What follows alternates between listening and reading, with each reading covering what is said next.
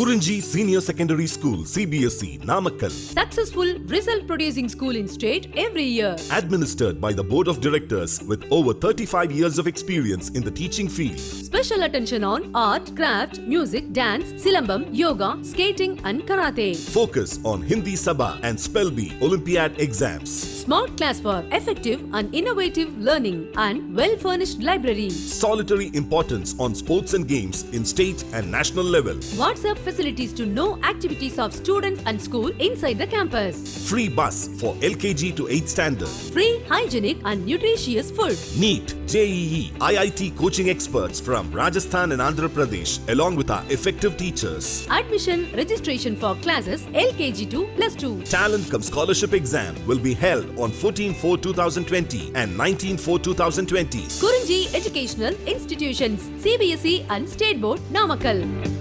KURINJI Educational Institution, Kavetipatti, Namakkal. Admission in progress. CBSE, KG to 12, contact 9025895176. Metric, 6 to 12, contact 9344567484. For online admission, log on to www.kurinjischoolnkl.in. Students, now in this video we are discussing a new chapter. New chapter is mineral nutrition. New chapter name is mineral nutrition. So in this chapter what we will discuss now, we will study the complete information of what are the nutrients which are there in the plants and what are the nutrients which are essential for the plant growth and development. Perfectly we will study. So now means not only minerals study, suppose in absence of minerals, so what are the deficiency or what are the deficiency symptoms which are shown by the plant, also we will have the complete detailed information or the complete information of minerals. Okay, so mineral nutrition, it is a chapter name. Now let us start to discuss the information there. First point is introduction madhyama. So now the basic needs of all living organisms are essentially the same. Okay, means one more time, the basic needs of all living organisms are the essentially same. So means here what is the point, the irrespective of the type of the organism. Okay, irrespective of the type of the organism, so all.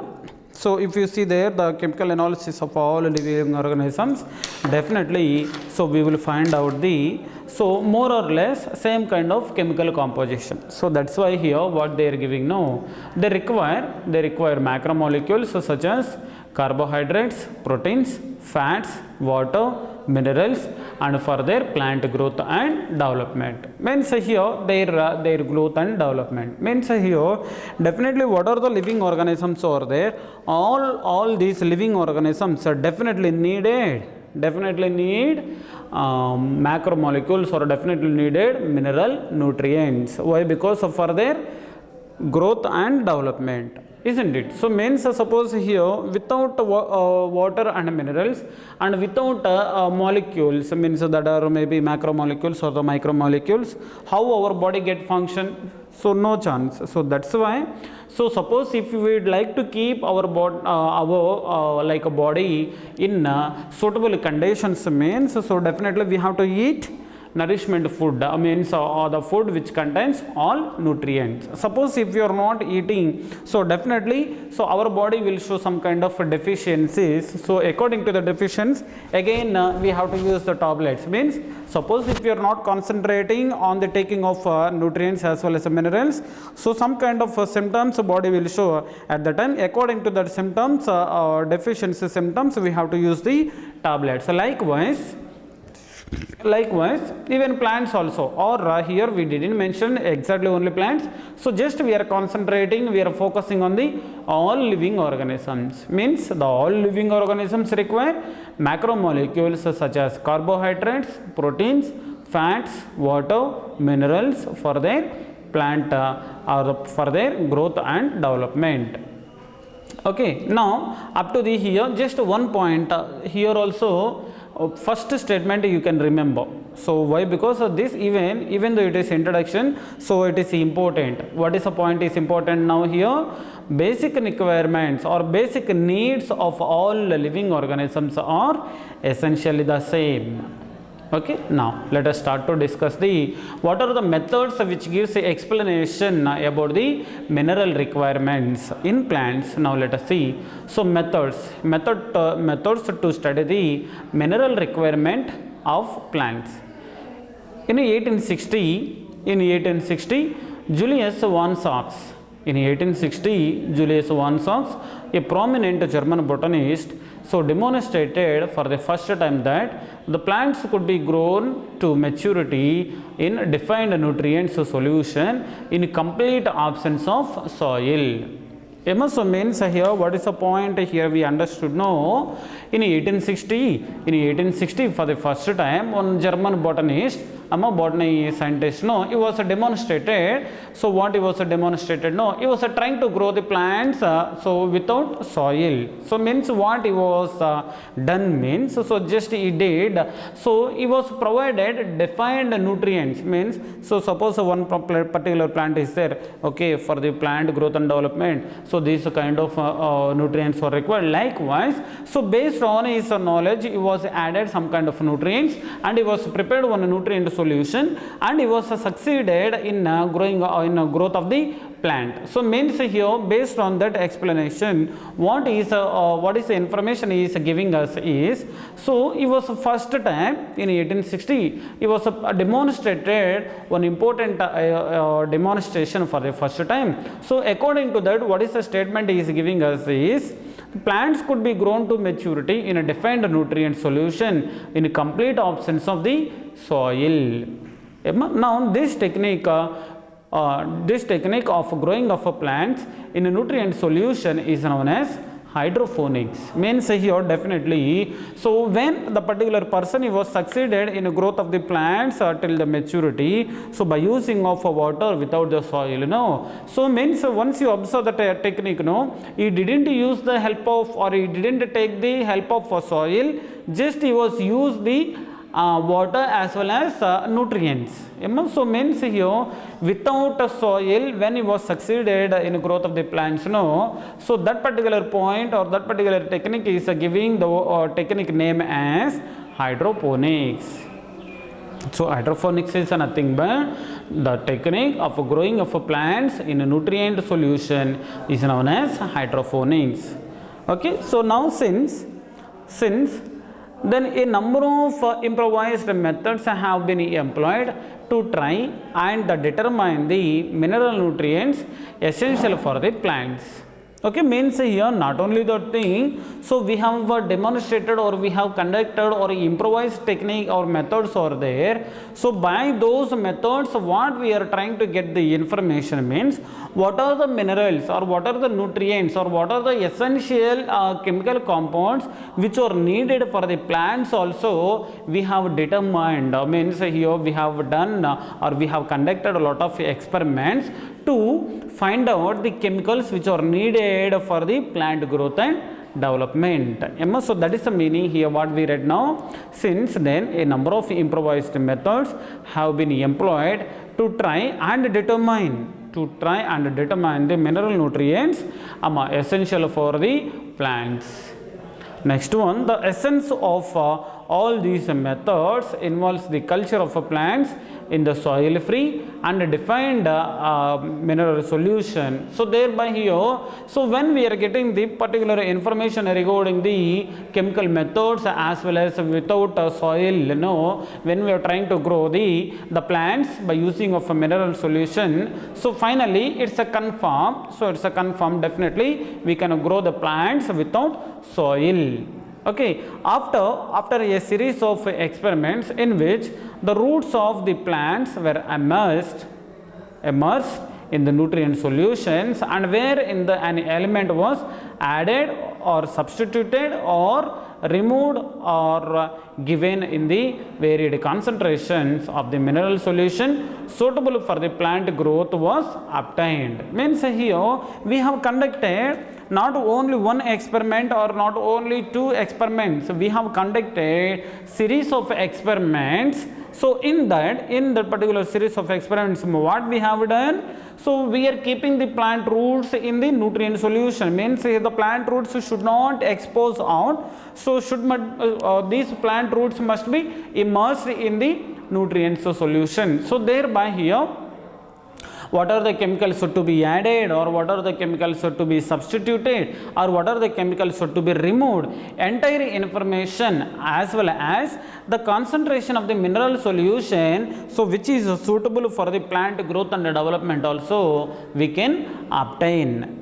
Suppose if you take one kind of a plant, no, that may not require some kind of nutrients, and another kind of a plant, if you see there, no, that may require more quantity of that particular element. So likewise, our scientists, when they have done a series of experiments, they come to understand, or they come to know that what is the chemical compound, or what are the chemical concentration, or what are the chemical compounds which are required for the plant growth and development, they have studied in series of experiment.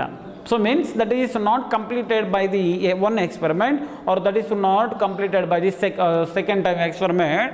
So a series of experiments, a series of experiments which they have given, or which they obtained the gradually information regarding the concentration of the nutrients and the importance of the nutrients which are required for the plant growth and development. I hope you understanding. Now by this method, all essential elements were identified and their deficiency symptoms are discovered. So now here, what is the point? By this method, so finally what we have confirmed means, so essential elements, what are the essential elements what we have identified now, and their deficiency symptoms means, so suppose if one essential element is there, in absence of the one essential element, definitely the plant show or exhibits some kind of deficiencies, isn't it? Deficiency, no? It will show some kind of symptoms to identify. Okay, means suppose for example, how no green color leaf, if it is converted into yellow color leaf, that is one kind of symptom. Suppose a shoot apex will be there, no, so that particular shoot apex, suppose if it is not growing up in optimum conditions, no, or it is not giving that much of growth, means that is also we will be considering as one of the deficiency symptoms. Likewise, so here by using of these kind of different types of techniques, perfectly we are understanding what are the elements which are needed for the plant growth and development we have identified, and gradually we have studied the, suppose in absence of that particular nutrients or the elements, what are the deficiency symptoms which we can be seen in the plants also we have discovered. So this is the information. So in this particular site we have seen. Later, the hydroponics has been successfully employed as a technique for the commercial production of vegetables such as tomato, seedless cucumber, lettuce. Okay, now here one more time, hydroponics has been successfully employed as a technique, means here we succeeded the usage of water, the usage of water for the plant growth and development. So that particular technique only we are taking as a hydroponics. So means here the hydroponics technique has been successfully employed as a technique for the commercial production of vegetables such as tomato, seedless cucumber and lettuce. Means here we succeeded in a commercial production of a few types of vegetables. This neat bit try to save in your mind. So for the first time, by using of hydroponics, what are the commercial production of vegetables we have accomplished? Suppose if they ask, means our answer must be tomato, seedless cucumber and one more is lettuce. One more time, tomato, seedless cucumber and one more is lettuce, lettuce. Next one, it must be emphasized it must be emphasized that the nutrients solution must be adequately aerated to obtain the optimum growth. So even this point also is important. Means here we may get one doubt, sir, ipo tanni eduthe ange we added all kind of nutrients, sir. Now the plant material or the plant root now we are keeping inside the nutrients. Is that process is enough, sir? Means one more important precaution we have to take.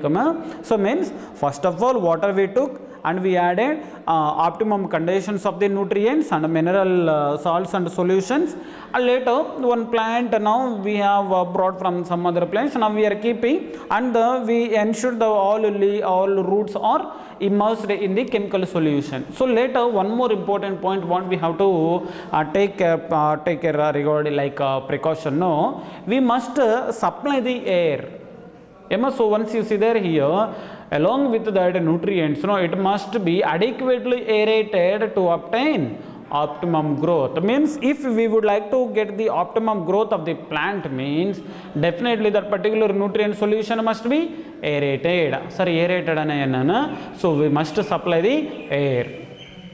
Okay, means how means suppose in older days, no, auto, if you see there, no, instead of horn on ice cream vehicle sound over no pum pum, likewise means there the like one kind of rubber tube will be there. So when we are pressing that particular balloon like structures, no, inside air bubbles entered into that particular nutrient solution. So thereby there the oxygen availability will be increased. So thereby because of the availability of the optimum conditions or optimum concentration of the oxygen also ensures the optimum growth of the plant. Means here what is the point I am going to get you or I am going to give you is not only all kind of nutrients presence, so there is a availability of, or there must be a availability of air. So why? For obtaining of optimum growth, or to obtain the optimum growth along with nutrient solution, definitely so we must provide air to the root system. So that's why do you know or not, so earthworms, suppose earthworms what they will do means they will make the soil like very like a poration and all. So thereby why sir poration or the why sir pores formation takes place in the air, what is the use means, so their air entered into the tip of the root, so thereby so it takes the oxygen very happily, so thereby it can lead its life without any problems. Likewise, so even though all kind of nutrients are required, but there is a need of air for the optimum growth and development. Okay, now one more side heading, that is essential mineral elements. Essential mineral elements. Now most of the minerals present in the soil can enter the plants through the roots. That's we know very well. Means most of the minerals present in the soil can enter the plants through the roots only, no. So actually this point not required, but let us see. Now let it be. Now in fact more than 60 elements of the 105 discovered so far. Means here, so if you take the plants, you know, there are more than 60 elements are there. So more than 60 elements which are there in the plant tissues among the 105 elements discovered so far present in the all different plants. Means out of 105 different types of chemical compounds, here actually chemistry point of view I think so more than 110 elements are there, but it is our biology information, so this information should not be changed. Okay, so even though now according to the today's information point of view there are more than 110 chemistry elements are there or chemical elements are there, but our textbook point of view this is a value we have to maintain in our mind. Okay, means more than 60 elements out of 105 elements discovered so far in a plant, different plants parts. Next one, some plant species accumulate at selenium places and some other present in the gold, and while some plants growing nearby the nuclear test sites take up the radiation strontium. and they are the techniques are there that are able to detect the minerals even at very low concentrations, that is 10 power minus 9 gram per milliliters. So means here what is the information we are going to discuss means here one important point means here suppose based on the requirement of the elements, so we can get we can get the information. So what are the types of plants are going to be situated or going to be present over there. Suppose for example if you would like to go for the which one, gold. Suppose if you would like to get the gold from the soil, at the time suppose if we are searching, so suddenly we have seen the gold availability in that particular location. So now we have obtained the gold and we are observing the plants, what are the plants are there in their surroundings. Okay, now we have got one primary idea. So means here the gold availability is there, no? Okay, now so here some other kind of plants availability is there, means we will get one idea. Later we are going to the another area where we are going to search for the gold. At the time, no, again we no need to dig for the gold. Now what we can see, what are the plants availability is there on that particular location, we will get one primary idea. So by seeing the plants, means what are the plants we have seen already in our first experience, no? So we will search for that kind of plants in that particular second location. Suppose there also if you find the same kind of plants, it is a confirm there is a gold. A point you understood or not? So likewise, so by seeing the plants or the availability of the plants, so we can get one primary information. So what are the types of elements are going to be available in that particular location. Some kind of plants are present in the gold enriched areas and some kind of plants are present in the some other kind of elements and some other kind of plants are present in the where you see there nuclear test sites take up radiative strontium. So likewise, so based on the availability of the plants, we can get the information what are the elements or what are the types of elements are present in that particular location. And even nowadays we have sophisticated techniques to find out or to detect the minerals even at very low concentrations. This value is important, 10 power minus 8 gram per milliliters.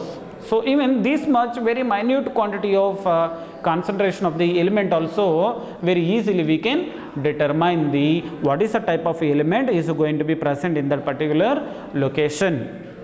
Later, small information regarding the criteria for essentiality. Next concept that is criteria for essentiality.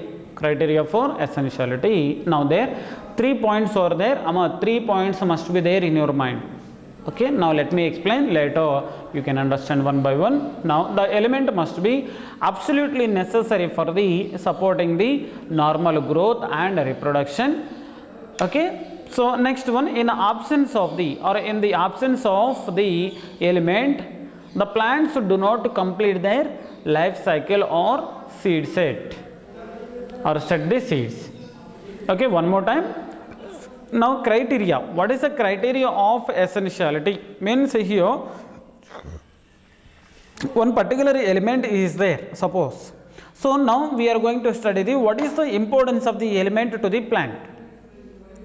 So that is the point. Now based on this point, now we are going to start the criteria for essentiality. Now the element must be absolutely necessary for the supporting the normal growth and reproduction. Suppose if any particular element is there in the plant means, so that particular element how it is necessary or how it is required to the plant growth and reproduction. So that is an important point we have to be discussed. Later, in the absence of the element, the plants do not complete their life cycle. Okay, means suppose if one particular element is not there, the availability is not there means, so here that particular plant should not complete their life cycle or should not form the seeds.